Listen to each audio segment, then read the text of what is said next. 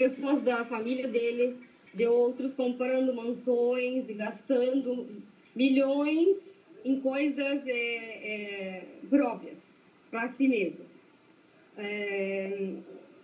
E nesse sentido também, como um exemplo, tinha um funcionário que trabalhava com ele, gastava 70 mil libras egípcias por mês só em lanche, em refeições durante o horário de trabalho. Então foi gastos enormes, sem sentido nenhum, e a quantidade de desemprego foi aumentando muito. Não houve mudança nenhuma na qualidade de educação, nas condições de trabalho. Empresas multinacionais se fecharam. Então, aumentou mais ainda a questão do desemprego aqui. Então, nada melhorou desde que ele entrou no poder. Raquel, eu acho que essas suas razões e seus argumentos e as suas explicações são mais suficientes para mostrar uma insatisfação popular, evidentemente, com a gestão de um governo que não foi ao encontro do que o povo esperava. De qualquer forma, ele foi eleito diretamente a uma Constituição, havia pelo menos uma Constituição que estava sendo obedecida e um prazo determinado de permanência. O povo egípcio não entendeu que valeria a pena garantir a Constituição e tentar uma saída alternativa? Pelas notícias das épocas de eleições, muitas urnas foram burladas. Então, essa eleição aconteceu de uma forma desonesta e ainda ocorre o processo de justiça para averiguar todos os fatos ocorridos na época da eleição. Inclusive, o grupo da Irmandade Muçulmana doava alimentos para as pessoas como condição para o voto. Então, foram compradas muitas pessoas. Em relação à Constituição, mas num prazo muito rápido, e temos que considerar que tem um número muito grande de pessoas analfabetas no país.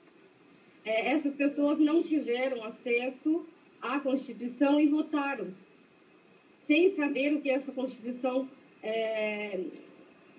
compunha, como era a nova Constituição. Ao mesmo tempo, o presidente colocou como lei para si mesmo que não obedeceria a lei nenhuma, que todas as decisões que ele assumisse não poderiam ser revogadas ou mudadas.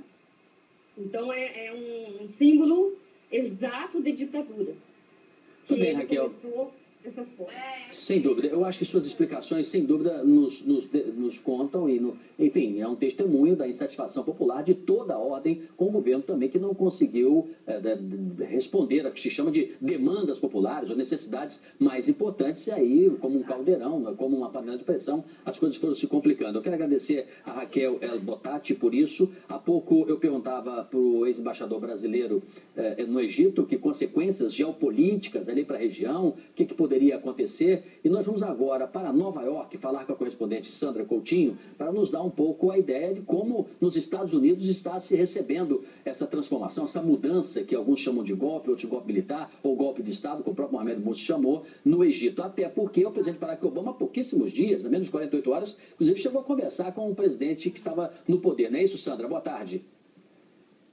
Boa tarde, Sidney. Boa tarde a todos. Pois é, e essa conversa do presidente Barack Obama, quando ainda estava na Tanzânia, ele telefonou para o presidente Mohamed Morsi, foi interpretada como um claro reconhecimento do governo americano de que Morsi ainda era o responsável pelo poder no Egito. Durante essa conversa, o presidente Barack Obama chegou a expressar a preocupação dele em relação à violência durante os protestos, pediu que Mohamed Morsi orientasse os integrantes da Irmandade Muçulmana, partido do qual ele faz parte, para que não houvesse violência, para que os protestos fossem pacíficos, para que a polícia não reagisse com violência aos protestos, e também expressou uma especial preocupação, Sidney, com o fato de muitas mulheres estarem sendo atacadas sexualmente durante essas manifestações. O presidente Barack Obama já tinha informação sobre esse assunto, que começou a sair na imprensa dias depois, e fez esse pedido expresso ao então presidente Mohamed Morsi. Hoje de manhã, o secretário de Estado americano, John Kerry, telefonou para o Mohamed Kamel Amr, que é o secretário de Estado, o secretário de Relações Exteriores, ou era, né, secretário de Relações Exteriores do Egito, ministro, né, o correspondente do Brasil é ministro, também querendo saber sobre esse momento de rápidas transformações pelo qual o Egito passa nesse momento. O Martin Dempsey, que é o chefe do Estado-Maior das Forças Armadas, ligou para o general Saad Kishoubi, que é o correspondente a esse cargo lá no Egito, também para se manter atualizado. Agora, a grande questão nesse momento aqui nos Estados Unidos é saber como que o Departamento de Estado vai interpretar esse momento de transformação política. Existe uma cláusula nos relações do Departamento de Estado com outros países que recebem ajuda financeira dos Estados Unidos, que determina o seguinte: se for considerado que houve um golpe militar, esse país que recebe a ajuda pode ficar sem esse dinheiro. E nesse momento os Estados Unidos enviam cerca de $1,5 bilhão todos os anos em ajuda militar ao Egito e cerca de $1,5 bilhão em ajuda para reconstruir a economia egípcia. A gente sabe que está aos pedaços. Então, dependendo de qual será a interpretação do Departamento de Estado, os Estados Unidos podem decidir suspender essa ajuda, o que seria catastrófico para um país que atravessa dificuldades econômicas seríssimas como o Egito.